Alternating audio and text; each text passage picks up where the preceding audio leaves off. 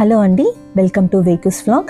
ఇవాళ మనం పన్నీర్ ఆమ్లెట్ని ఎంతో టేస్టీగా ప్లఫీగా ఎలా తయారు చేసుకోవాలో చూసేద్దాం. ముందుగా 4 గుడ్లు తీసుకోవాలండి. అందులోకి సన్నగా తరిగిన ఉల్లిపాయ ముక్కలు, టొమాటో ముక్కలు, అలాగే క్యారెట్ ముక్కలు మరియు కొత్తిమీర తురుము ఇవన్నీ వేసి తర్వాత అందులో తగినంత ఉప్పు, చిటికెడు పసుపు, కొద్దిగా మిరియాల పొడి కూడా వేసి బాగా బీట్ చేసుకోవాలి. ఈ మిశ్రమాన్ని మీరు ఎంత బాగా బీట్ చేస్తే అంత ప్లఫీగా వస్తాయండి. ఆ తర్వాత స్టవ్ ఆన్ చేసుకొని పెనం పెట్టి వేడెక్కినాక ఈ మిశ్రమాన్ని పెనం మీద దోశలాగా వేసుకోండి.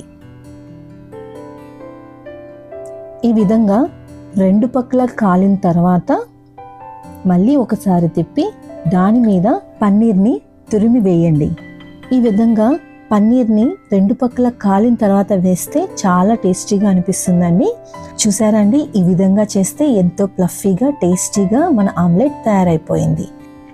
ఇలాంటి మరిన్ని వీడియోల కొరకు మన వేకుస్ వ్లాగ్స్ని సబ్స్క్రైబ్ చేసుకోండి.